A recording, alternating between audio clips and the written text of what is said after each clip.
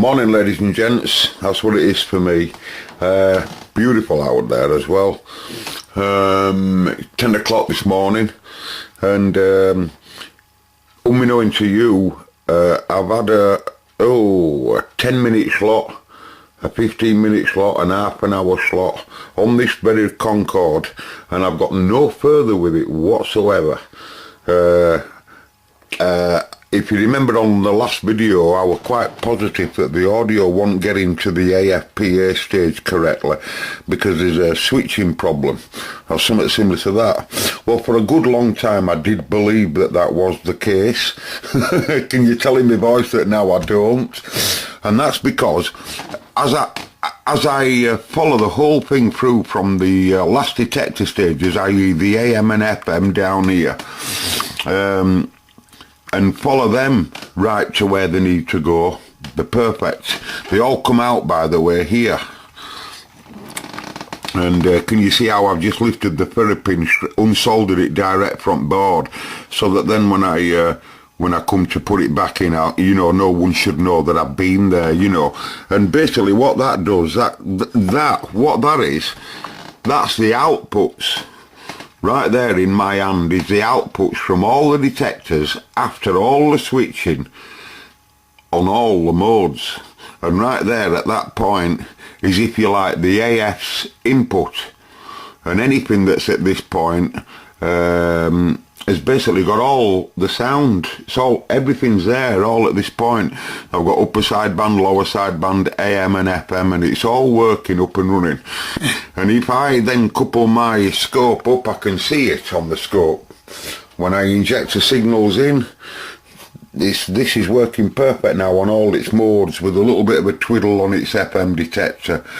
And what I did, if you remember, on investigation, it's now up and running on all its modes, I'm sure of it, right? So I then called in Beverly, and I says to Beverly, could you just give me an input, and can I have that there? And what I'd like to do, doing scope levels then, with calibrated inputs from Marconi audio inputs, I was looking at the amplitude of exactly how much audio is being produced at the preamp stages of the detectors. So if you look here in manual, this is your IF amplifiers, these guys here, right? So all from all the detector stages and all of that lot here, this is where all your AM gets developed here and all signals. But your FM comes, of course, from here. This is your FM detector, right? But if you look there, coming out of, is it pin 2? Is it pin 2 there? Or is it 12? Pin 12, that's right. Through this capacitor here, right? And then straight up to that connection there, which goes to 21, which I've just put there, AF out for both AM and FM, right? Because this is the output chain here from capacitor 34. Is it 134? And that's where amplitude AM out will come. Now, when you switch to FM, all of this lot will just stop working at this point. It'll get switched out, but then it'll start taking audio from pin 12 from the FM detector through that cap, like I say, and then shaped at the same point. Now, and all that there at that pin all makes its way through all the switching and eventually to the volume control. And this is a small diagram I made up. One part at volume control is grounded. That's the wiper part, and there's two inputs to the wiper part. You've got that we've just been looking at. That's the output from all the AM and FM, right? And then this one connects to the CB and PA switch, right, to switch audio. And this is the output of the volume control, right? And that is there. Are you with me now? So if you're still following me, right? So I've injected tones in. I've even soldered a wire down there, that grey wire. And using this wire then, I've injected all kinds of different calibrated, modulated tones to prove that this radio is doing everything it should do right up at that point. Right, so the switching must be okay. Yeah, it were a bit ballsed up at first because of all of this messing around that's gone on and bleep circuit, right? But the fact of the matter is it's working. I'm pretty positive that is right. Can't find any issues in there, and I've been there a while. So what I'm going to do now is I'm now going to look at the next stages that could be causing the issue, right? I know that the squelch circuits are turning on and off. I know that they're working purple. I was thinking about the clamping then. Yeah, but I know that they're working, right, the squelch circuits, and I'm quite positive that they're turning on and off. I can hear them and see them on test equipment, right? So what I'm going to do now, can you see this AF preamp? Well, all the audio has to come in through this preamp here before it makes its way into the AF power amp. This is the AF power amp, right?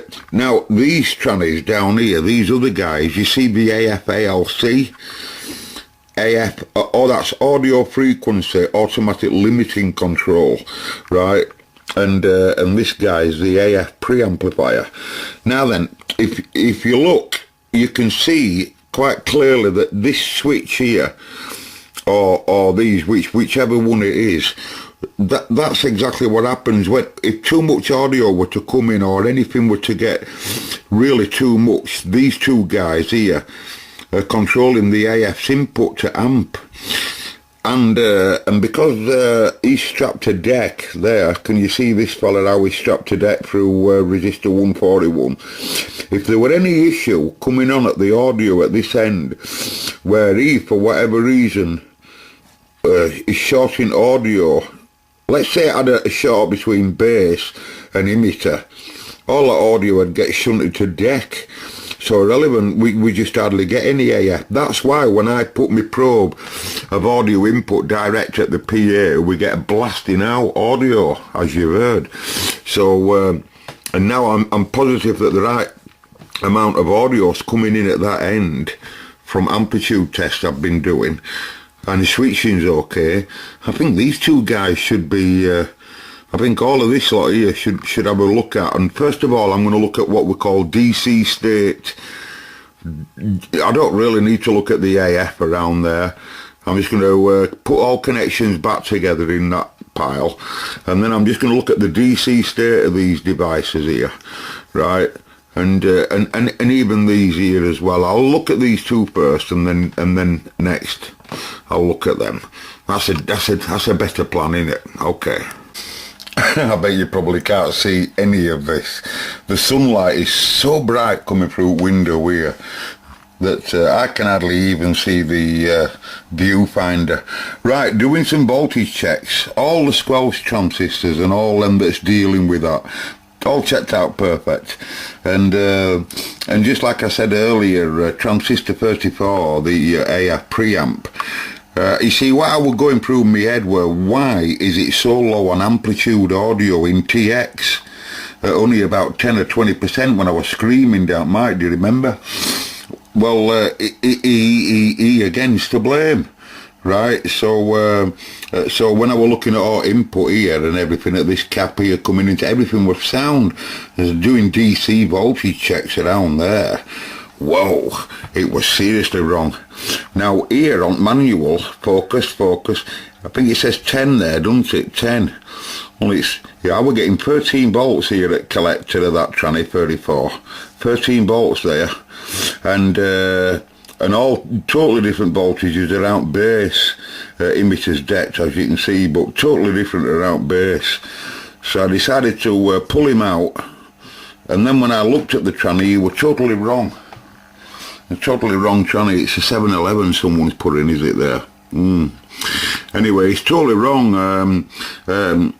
I haven't tested him to see whether he's died, but originally, according to paperwork there, it should have a 1945 in. A 945, sorry. And that's just what I put back in, and it immediately woke straight up. Straight away. Pull your boots to one side. Loads of it, loads of it. And now all it'll want now is me putting it all back together. I'll just have to get all its finals. I've disconnected these in testing, I noticed that someone had repaired this transistor before or had it out, but soldering were good, and I didn't think too much about it, but it just shows you tracking it right down, right to that AF point there, that AF preamp, and that's all the work I had to do. It's all like me, I said to myself now, why don't you just go straight to that first? Someone had obviously gone to change or power amp. Why don't you go to that? Well, hindsight, innit? Anyway,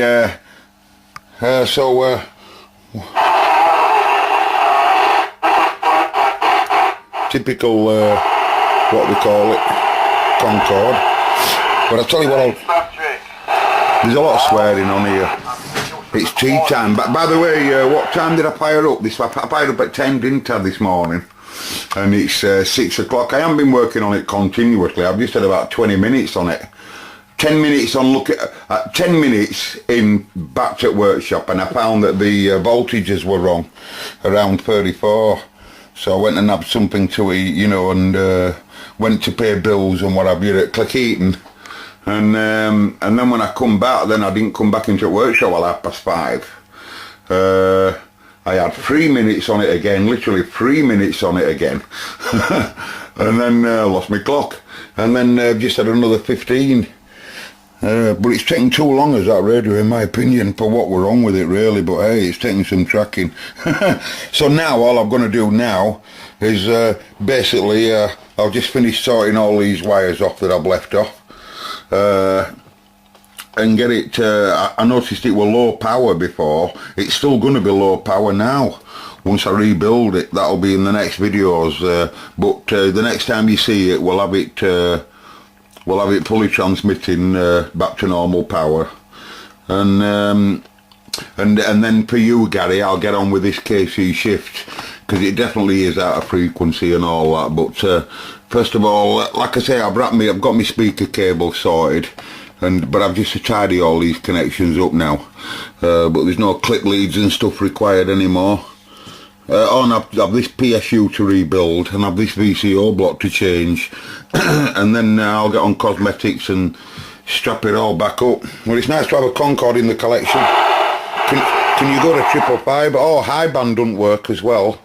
As we remember, I've got high band to sort out that's on this board here. There'll be something possibly wrong with there. It might be in VCO, but we'll be looking at them in the next video. But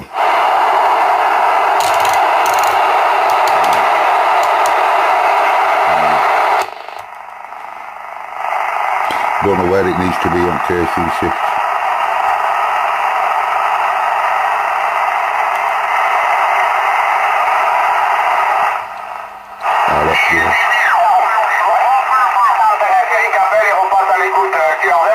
Ah, QRZ, that's a Frenchman. Bulb ain't gone, by the way, it's just sunlight. Yeah, so you can hear it's up and running on USB. You just want setting up, that's where 555 must live. Can you imagine that? It won't when we sort it, but at least we've got a Concord in our collection now, haven't we, that's not far off alive. By the way, Fred, I've just watched your video, Fred. I still have the same problem. I cannot comment on people's videos. No matter what computer I use, I don't know what that's all about, but it's been like that for ages. But Fred, I've watched all the video that you privately sent me, and I'm hoping to make you a response to that regarding your disappointment with radio lately. But it's a lot of that's to do with your aerial, Fred. Altitude, and I don't know whether I'd go out and buy a brand new President if I were you. I'm not so sure about that. I'm not so sure that you're going to get more traffic on AM. Fred's good, for those that's listening, Fred's going to swap over from UK FM band and go straight over to AM band, hoping he's going to wear more people. I don't know whether you will just yet, but it'd be a good idea to move to an SSB set, Sean, a sideband set that were multi-moded, multi-banded, Doesn't have to be a president, it could be out, of course, but yeah, that'd be a good move. But not just expect that AM, if you like, will take over your entertainment. I think the idea of radio for us in England at the moment, Fred, is to use all of what the radio can do, apart from straying into 10-metre amateur band or lower, you know. But if we just stay in our area and we're modulating quite right, at nice power, no one's batting an eyelid, I wouldn't have thought today. Anyway, so I'll get out of here, folks. We've seen it for as much as I can do for now, and then next shots we'll see it together a bit more, with a mic on it and all of that, and talking perhaps, eh? And I'll show you this tidy up process of all these leads getting done and DCO and what have you, and whatever we need to do. I'm really chuffed about that, lads, I swear. A little simple fault like that's had me in the woods a bit, I don't mind telling you. I don't mind telling you.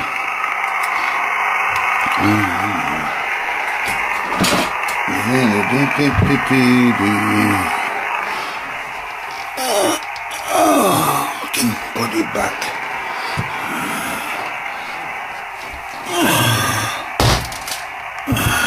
All the best, folks. Michael? Yeah, it's not very good. The main rotary display, the rotary changes done, so you can't flick through your bands properly. Can't remember who that is. It's a band selector, isn't it, really, but it's no good. It's not something you can fix easily. Hello, can anyone hear me? Oh, I can hear you, stupid. Go up 2J, will you? Go up 2, will you? Well, if it is. Hello, Jay.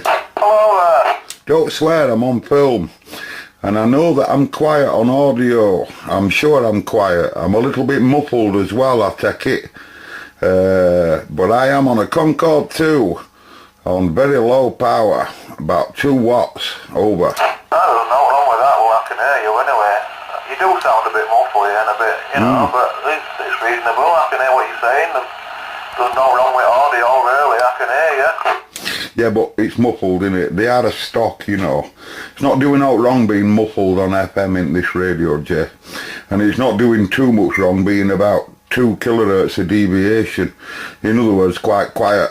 That's quite stock for this animal. But yeah, you can hear me, can't you? So we've got its receiver up and rolling now, and you are on video, by the way, Jay. Would you like to say hello to the listeners? You're the first person this Concord spoke to in a long, long time, I'm sure. Yeah, congratulations, me. You know, seriously, you are the very first. And if you go as far as to give this a radio free, and that's you are total, I'm allowing you to make your 100% decision. Is it a radio 1, 2, 3, 4 or 5? I think we're in the ballpark of somewhere around a 3. Is that right? Possibly, yeah, possibly. Yeah, I mean, you're fully audible, like. I mean, I can hear every single word you're saying, like. It's not as if it's, you know, it's not usually you, obviously, but yeah, it's working, I can hear you. And I'd say about a radio 3, 3.2. Possibly 3.3, over. Oh, I've never had a 3.3 on a Concord, I don't think, for a while, on a stock mic. Yes, so thank you for that. If you could just send the QSL, and just write on 5 and 9, will you? Just write on the QSL 5 and 9, and I'll do the same for you. No, seriously, Jay, thank you for that. I'm going to get something to eat now. Let's look at the time. 7:30 PM. So, I've done what I'm doing today with it. We've still got quite a few issues though, but it's getting there. Bit by bit, old lad, it's getting there, over. Sounds okay. We've got a QSK on the side, Mark. See if you can copy 1-4 division. We've got 1-4 on side. Give him a shout. I don't think so. Hiya, Patricia. Oh, I'm serious. It's 1-4's not going to weigh me on 2 watts muffled like this. Hell, 1-4.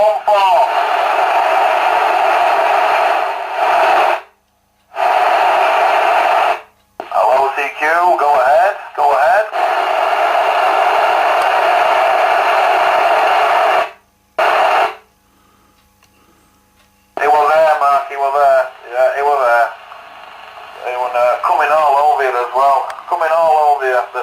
fine.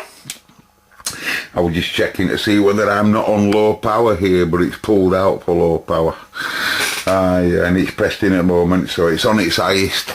Alright Jay, wave a hand, good buddy. I'm going to get a cup of tea now. My Concord's gone up in value now slightly. It's now worth about £4. Yeah, well, £4.50. Yeah, £4.50. First person it spoke to though, and I'm normally on a nice microphone when I'm speaking to you, Jay, rather than a stock art.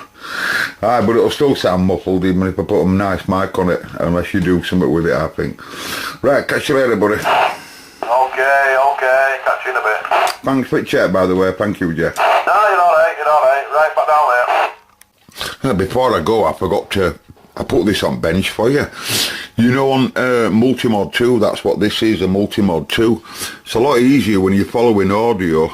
This is the mode switch. And can you see all the screen cables? The white one there, and this one here, and the one underneath somewhere. Whatever, anyway. Oh, there's one here, look. Well, they're all the ones carrying audio. So, you know, screened. Of course, on the Concord, they only had screen cables doing RF. They did away with all the screen cables carrying audio, or most of them, apart from the one there that's carrying mic audio away. But all ones that's going up to mode switch on this pile, they didn't use any screen cables. Yeah, how about that? Anyway, I'll move on.